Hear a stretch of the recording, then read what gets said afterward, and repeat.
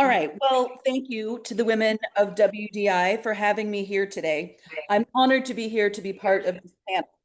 So I thought I would talk a bit about where I think we are in the movement to protect the sex-based rights of women and girls and to stop the abolition of sex globally, understanding, as Sheila mentioned, that we're all in different places in our various countries. There's a tool called the Movement Action Plan that I think is an excellent political analysis of social movements, which I'm going to refer to using the acronym MAP. Now, of course, the acronym MAP is not to be confused with the US organization Movement Advancement Project, which works with the Trevor Project to trans kids, or to the rather disgusting phrase minor attracted person. When I use the acronym MAP here today, I mean the Movement Action Plan, a political analysis. It was drafted by a man named Bill Moyer in 1987. So although it's younger than many of us, it's pretty old. But that doesn't lessen its utility. The map describes 8 stages through which social movements normally progress over a period of years and decades. For each stage, the map describes the role of the public, the power holders, and the movement. It provides organizers with a map of the long road of successful movements, which helps them guide their movements along the way. And I have found it very useful in analyzing our movement. So it's an exceptionally useful tool in thinking about where we are in the movement to protect the sex-based rights of women and girls and to stop the abolition of sex. Moyer identified 8 stages of social movements. Stage 1, normal times. Stage 2, prove the failure of institutions. Stage 3, ripening conditions. Stage 4, social movement takeoff. Stage 5, an identity crisis of powerlessness. Stage 6, majority public support. Stage 7, success. And stage 8, continuing the struggle. Of these 8 stages, I think most of us are in stage 6, majority public support, at least in the US. I can't tell whether the movement on Turf Island is in stage 6, majority public support, or stage 7, success. But from Sheila's talk, I'm gauging that Turf Island is still in stage 6, majority public support, and has not yet achieved success. But I leave that to the UK Turban to decide. Stage 1, normal times, is essentially a basic state of injustice that a given movement opposes. I would argue that in the movement to stop the abolition of sex, normal times began with the emergence of the word transgender in the early 1990s and lasted through around 2010. During those 20 years, there were hardly any voices speaking out against the concept that some men could be women by calling themselves transgender, though of course a handful of radical feminists certainly were, beginning perhaps with Professor Janice Raymond's 1994 republication of her 1979 book, The Transsexual Empire. For purposes of this analysis, I'm ignoring the problem of the men who pretended to be women before the 1990s, even though I understand that was a real problem for women, and I don't wish to understate it. I simply mean that for today's purposes, it seems to me that the biggest problem we have had in the fight against the popular acceptance of the concept of transgender beginning in the early 1990s. In stage 2, the movement is required to prove the failure of institutions to the general public. I think I would argue that that started happening around 2010 to 2015. It had become obvious to many more people by then that trans is an injustice against humanity in general and against women and girls in particular. In the US, the Women's Liberation Front was established in 2013 to prove the failure of the institutions. In London, radical feminists held conferences called RadFem 2012 and RadFem 2013 to discuss the threats that trans poses to women and girls from a radical feminist perspective. In 2014, of course, Sheila published Gender Hurts. Obviously, the current audience knows this, but for the benefit of anyone who is not familiar, I want to read the back cover. She said, It is only recently that transgenderism has been accepted as a disorder for which treatment is available. In the 1990s, a political movement of transgender activism coalesced to campaign for transgender rights. Considerable social, political, and legal challenges are occurring in response, and there is increasing acceptance by governments and many other organizations and actors of the legitimacy of these rights. This provocative and controversial book explores the consequences of these changes and offers a feminist perspective on the ideology and practice of transgenderism, which the author sees as harmful. It explores the effects of transgenderism on the lesbian and gay community, the partners of people who are transgender, children who are identified as transgender, and the people who transgender themselves, and argues that these are negative. In doing so, the book contends that the phenomenon is based upon sex stereotyping, referred to as gender, a conservative ideology that forms the foundation for women's subordination. Gender Hurts argues for the abolition of gender, which would remove the rationale for transgenderism. So that was 2014. Sheila hit the nail on the head with that book. And that's part of why I'm saying 2010 to 2015 was stage 2, proving the failure of institutions. Also in 2014, radical feminists, including Wolf, met in Portland, Oregon to organize. Michelle Goldberg published an article about that meeting in the New Yorker titled, "What is a Woman?" And no, Matt Walsh did not invent that question. Things were heating up, and activists were working hard to prove that our institutions had failed to protect women and girls against the threats of trans. So I'm arguing that from 2010 to 2015, the movement to protect women's sex-based rights was in stage 2 of the map, proving the failure of institutions to protect women and girls as a sex class. Stage 3 of the map is called Ripening Conditions. I would argue that happened around 2015 to 2020. According to the map, the takeoff, which is stage 4 of a new social movement, requires preconditions that build up over many years, or stage 3, ripening conditions. These conditions include broad historic developments, a growing discontented population of victims and allies, and a budding autonomous grassroots opposition, all of which encourage discontent with the present conditions, raise expectations that they can change, and provide the means to do it. There is no doubt that this happened globally. During this time, 2015 to 2020, US radical feminists often felt like we were shouting into the wind. I joined Wolf in early 2015, and from 2016 to 2020, served on its board of directors. During this time, I and other Wolf board members diligently filed brief after brief in federal court, held events, and tried to grow our numbers. It was also during this time that Meghan Murphy spoke out against BC16 in Canada.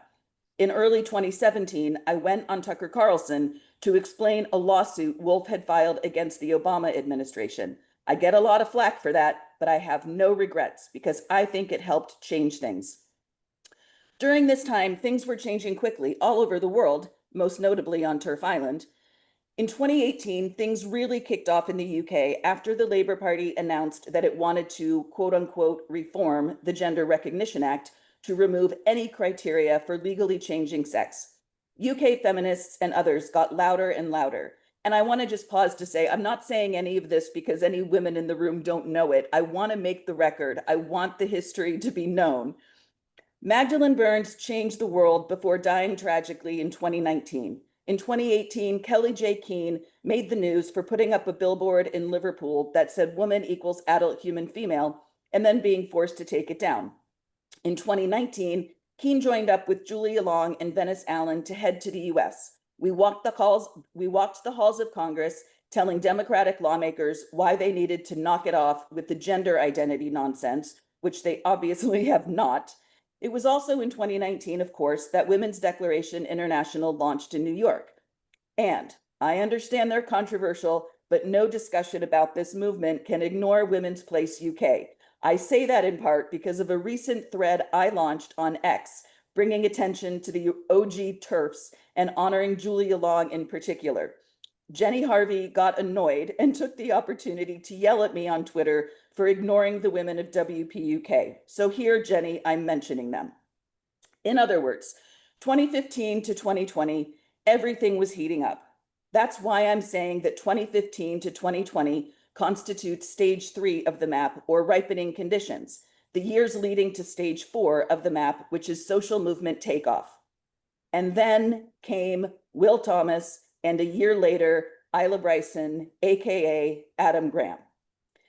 Again, stage 4 is social movement takeoff. According to the map, and I'm quoting here, new social movements surprise and shock everyone when they burst into the public spotlight on the evening TV news and in newspaper headlines. Overnight, a previously unrecognized social problem becomes a social issue that everyone is talking about. It starts with a highly publicized, shocking incident, a trigger event, followed by a nonviolent action campaign that includes large rallies and dramatic civil disobedience. Soon these are repeated in local communities around the country. The trigger event is a shocking incident that dramatically reveals a critical social problem to the general public in a new and vivid way, such as the arrest of Rosa Parks for removing to move to the back of a Montgomery bus in 1955. Trigger events can be deliberate acts by individuals, governments, or the opponents, or they can be accidents. By starkly revealing to the public that a social condition and power holder policies blatantly violate widely held, cherished social values, citizen self-interest, and the public trust, the trigger event instills a profound sense of moral outrage in the general populace. Consequently, the general population responds with passion, demanding an explanation from the power holders and ready to hear more information from the opposition. The trigger event is also a trumpet's call to action for the new wave opposition groups around the country. There are so many things to say about what has happened in our movement between 2020 and this year. Sal Grover's case in Australia, Kelly J. Keane being nearly trampled to death in New Zealand, the growing army of TERFs on social media, especially Twitter. However, I would argue that Will Thomas competing in the 2022 NCAA Women's Swimming Championships was the trigger event that launched the movement to protect the sex-based rights of women and girls and to stop the abolition of sex into takeoff mode around the world. A year later, of course, Adam Graham was convicted of rape in Scotland, demanded to be housed in the women's prison, and stood outside the courthouse in pink leggings, letting everyone see him for who he is. I would argue that Will and Adam were the triggering events that were the moments that launched our movement into stage 4 social movement takeoff. Thank you, Will, and thank you, Adam. From there, things have moved with astonishing speed. Moyer describes stage 5 as an identity crisis of powerlessness and stage 6 as majority public support. That's where things get interesting. He says that in stage 5, movement builders lose hope and start to despair. His point is that the power holders seem so strong that success seems impossible and people just burn out. They don't realize they're actually winning. But then comes stage 6, majority public support, and success seems inevitable. What's interesting is that he says it's possible for a movement to leap over stage 5 and move right into stage 6, and also that stages 5 and 6 can overlap. I think we did a bit of both. I wrote in early December of last year about how I thought that's exactly where we were, the overlap of stages 5 and 6. I was somewhat worried about bickering and conflict within the broader movement, but I also wasn't too concerned that those very real problems would harm the movement overall. I think I was right, because I can now say with confidence that we're firmly in stage 6, majority public support, at least in the US and the UK, and Turf Island may even be further along. And I realize, as Sheila said, that many countries are slightly behind. But there's just no doubt about it. Earlier this year, I wrote in an outlet called The Liberal Patriot about how Trump's recent executive orders are in near complete alignment with what the vast majority of US voters think about men and women's sports and spaces and about trans generally. This is true whether one loves or hates Donald Trump, and I'm definitely in the latter category. Polling conducted by the New York Times and Ipsos in January 2025 shows that American voters are overwhelmingly in alignment with these orders. When asked which of three possible approaches comes closest to their feelings about the way our society deals with quote unquote transgender people, about half think that society has gone too far, and only 1/5 think society has not gone far enough, and the rest seem not to know. 3/4 of Republicans believe society has gone too far. 62% of Democrats and 61% of Democrats think the same thing. Even more striking, when asked, quote, thinking about transgender female athletes, meaning athletes who were male at birth but who currently identify as female, do you think they should or should not be allowed to compete in women's sports? I obviously would not use that language. I'm just quoting the survey. 79% of all voters, including 67% of Democrats and 64% of independents, think that male athletes should not compete in women's sports. This is also consistent with polling conducted in November 2023 on behalf of WDI USA. The bottom line is that on question after question related to trans issues, the vast majority of Americans, including large percentages of Democrats themselves, reject the positions the Democratic Party and its politicians have chosen to promote with zeal in recent years.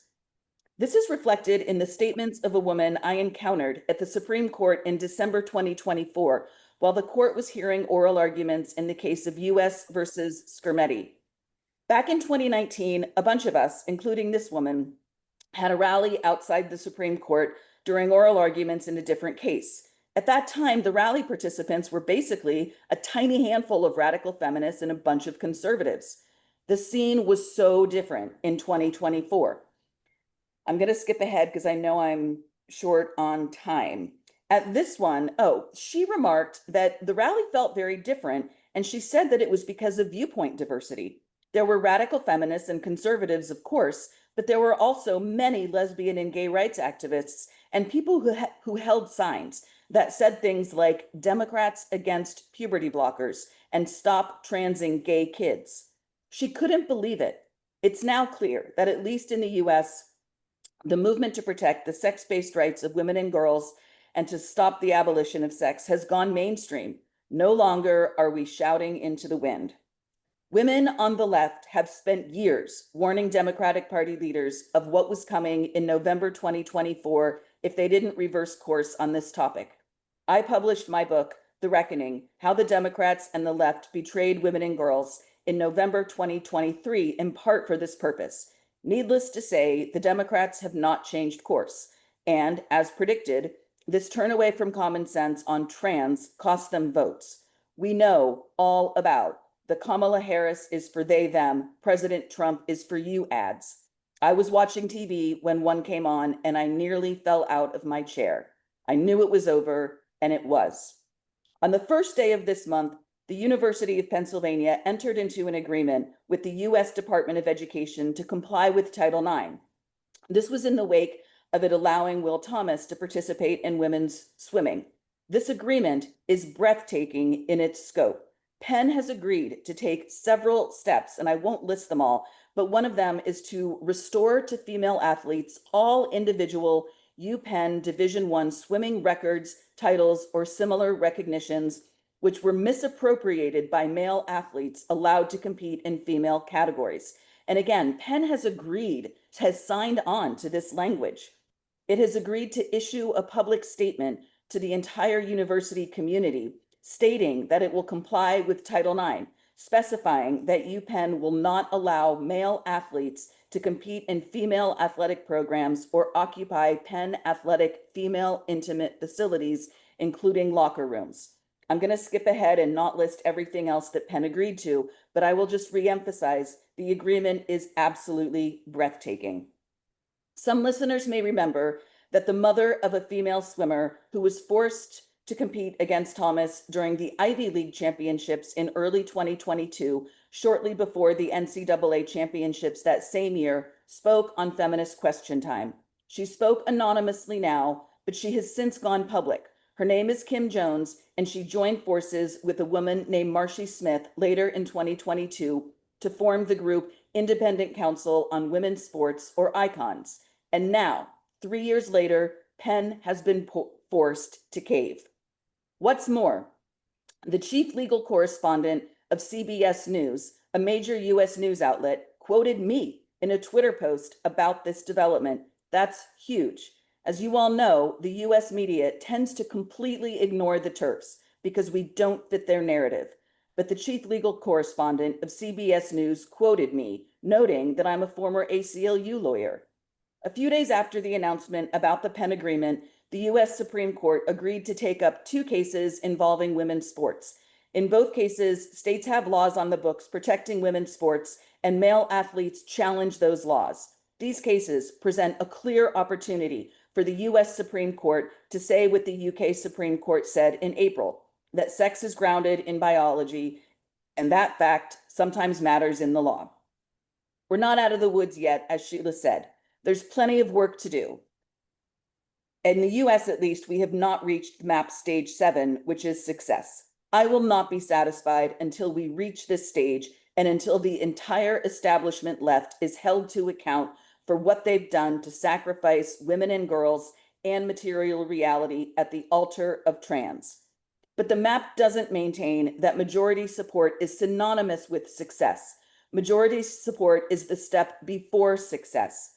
According to the MAP, Stage 7 begins when the long process of building opposition reaches a new plateau in which the new social consensus turns the tide of power against the power holders and begins an endgame process leading to the movement's success.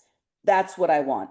I want to turn the tide of power against the power holders, such as the Democratic Party and my former employer, the ACLU, and I'll pause to add the NHS there. The mainstream legacy media simply can't ignore this forever. I understand that they're likely to memory hole their complicity in it, and I don't like that. But I'm now confident that this will break. The only question is how and when. I want to see a reckoning, and I'll keep doing everything in my power to bring it about. For now, I'm content for the movement to have reached majority public support in the US and in many other parts of the world. And onward we go until we beat the misogynistic and authoritarian behemoth of gender identity back under a rock where it belongs. Thank you.